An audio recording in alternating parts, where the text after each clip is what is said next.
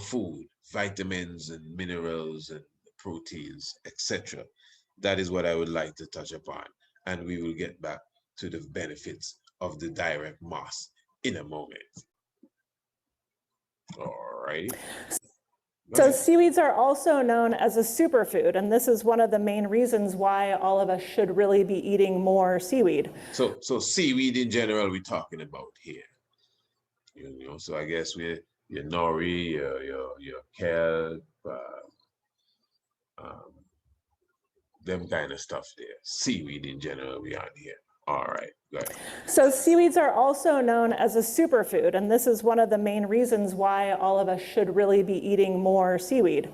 What does that actually mean? If you just Google seaweed and food, you'll find all kinds of news articles, all kinds of chefs and health movements around the world are really promoting the use of seaweed as in human diets. This was my favorite article, is seaweed the magical bacon unicorn of vegetables.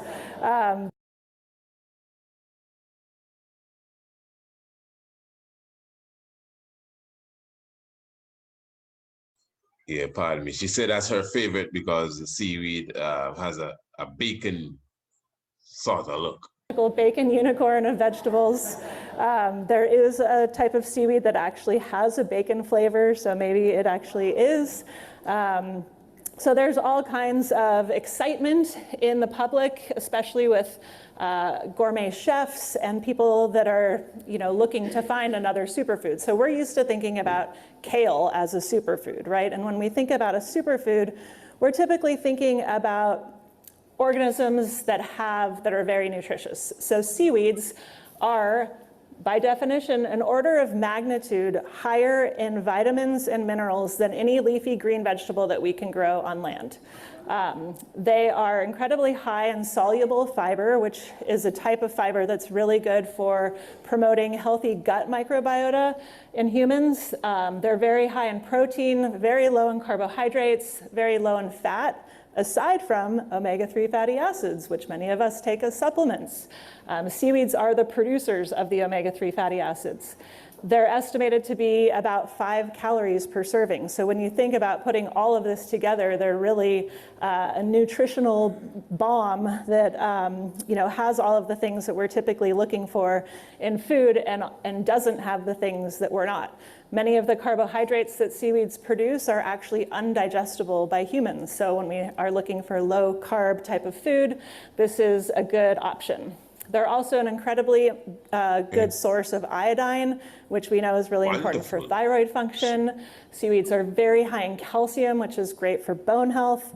And that's very important. That I have to, just in case that, well, if this is a problem you have, that would not miss you.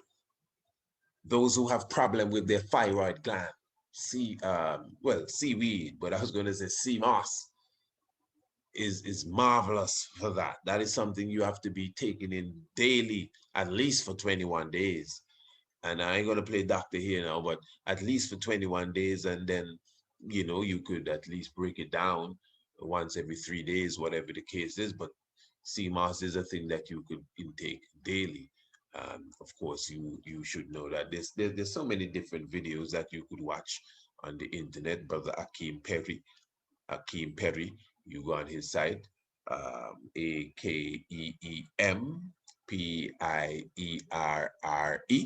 You'll definitely see him doing a lot of marvelous work, specifically with the Honorable Priest Kailash Leons in St. Lucia, but he's more based in Canada. Has a wonderful site, on YouTube. You should check him out. Check him out today, whenever you get a chance. And you'll get a lot of recipes. He'll show you. Yeah, we just did a recipe not too long ago with the Honorable Priest Richie Kess Westmore, right there in St. Lucia. Put it up on his site. I'm showing you how to make the sea moss porridge, so these are things. I mean, I could sit down and rattle off all sorts of different ingredients for you, but I'm telling you, if you really check that brother's site, you'll get some good information on how to put different snacks together. Really, because he's been taught by Priest Kailash himself, so I know it's not no half stepping that he's giving you. But don't worry, before the program itself is over, I will actually, say a few things on, you know, how you could put a few things together. Sea moss, or what some people refer to as Irish moss. And to be clear as well, there are those who may be deeper in the game that will tell you that there is a difference between what people call sea moss and what is called Irish moss. So there you go again. But yeah, the Irish got a lot of them things, where the Irish potato, Irish moss, French thyme. Rastafari.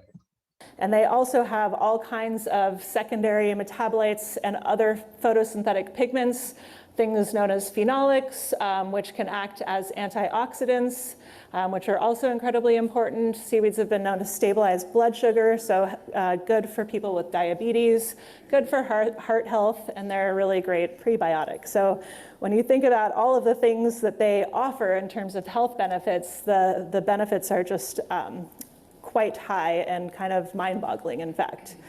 When we think about the use of seaweeds as food and as a supplement, you can find things like in an ancient Chinese text referring to mineral-rich sea vegetables, they noted that there's no swelling that is not relieved by seaweeds. So seaweeds have also been found to be really good at being an anti-inflammatory. So any type of swelling in the human body can also be potentially reduced by seaweed. So they've been an incredibly important source of food for humans in the past and still are in some cultures, but I would argue that they're an incredibly undertapped and underutilized resource here in California and in the world. This is from the University of California Television, UC TV. So you could check that out for yourself, seaweed as a superfood. And so yeah, we always like the site where we get our information, so you can go again, find out wherever we got it from, whatever source, especially in this age and time where things are just so available at the click of a finger, as you know how it is. So basically, that was seaweed in general.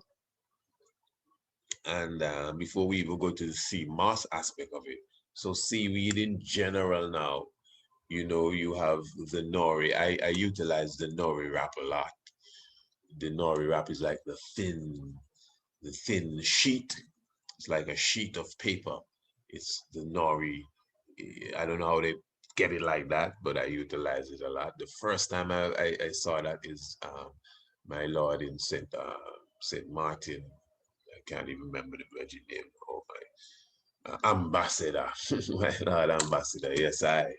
And his family, bless him and his family, man, forever, man. Give thanks for the Lord. But that's a while back. Don't feel no way I slip in name, ambassador. Don't watch nothing. But yeah, he was doing that Nori rap stuff. That's the first time I saw it. That's a while back. I say, man, I mean, you know, over 10 years. That's about a good while back.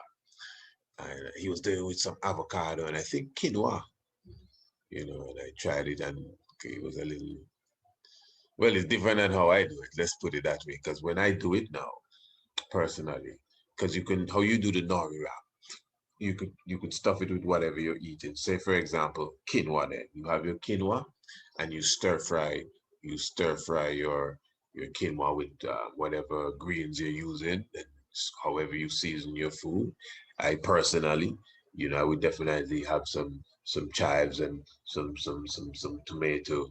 And this is going to be somewhat sauteed down in a coconut coconut oil fashion, you know. So depending on how I want it to taste, I want it to touch earthy. I definitely gonna put a little thyme, not French thyme as they say now, but those regular minty type of thyme. A few of those little seeds, as well as what you call it there, maybe again depending on how I want it to taste, a pinch of rosemary with that seasoning there, going in with the coconut cream. Then you know you put in your vegetables. So if you're dealing with and everybody eat different, then people tell you, well, Dr. Sebi said don't eat this, and Dr. Sebi, well, this, don't feel no way, you know. This is not a Dr. Sebi class. And I said already, I ain't playing either doctor nor nutritionist, but I'm speaking to my family. So I'm just giving you how it is that, you know, this is how we roll. So we definitely gonna put in some stiff greens, eh? We need some okra or asparagus or some broccoli, whatever the case is, and you know, if you're into carrot, if you're into corn, whatever, and you throw some your quinoa into that and you stir fry that. Now that alone is the meal there, with anything on the side and some beans or whatever, but no beans in this. But I'm just showing you that could be a meal, you know. But with other things, if you wanted to, you could have some peas fries and some, a nice salad on the corner. But how I'm going to utilize this now, since we're speaking of nori wrap, so you put that in the wrap now, and you just roll it up almost like a roti, but you need to roll it a few times. It should be nice and slim, like a fat cigar, you know. And and then you create. Don't be buying nothing in no can. Create a tomato sauce. Cut down the tomato, you know, and create a sauce. You know, we do cooking classes, eh? Yeah, man, we do cooking classes. It's just well, the COVID business, we slow that down, but that's not something I've ever put on the internet, you know. But we do cooking classes, you know. And if say I have an audience here, I have a wide audience here. Yeah, I have a wide audience. I'm not gonna go into that venture now. But if I have enough, see, like if I have 10 people in this audience that email me, 10, now let me make it higher than 10, man. Okay, if it's just 10, we have to make it expensive. If we have 20 people that email me and say, hey, please, I serious, you know, about that cooking class I hear you talk about, we'll do the cooking class. We will do a virtual cooking class. I would set it up for a fee, and we do the cooking class. Could be 3 classes. I just don't put my mind to it because I do cooking classes. We bake, we do how to do stir fry, how to cook millet, quinoa, anything, make your teff soup, your different smoothies, all that CMA stuff there. We can show you how to do all of these things there.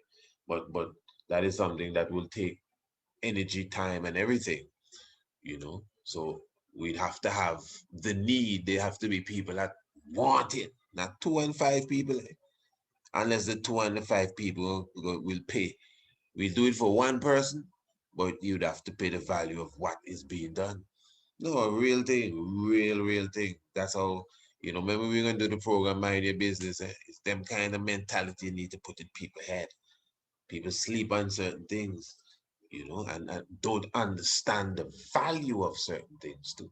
And even a person's time is a lot of value, especially if a person have his time structured or her time structured.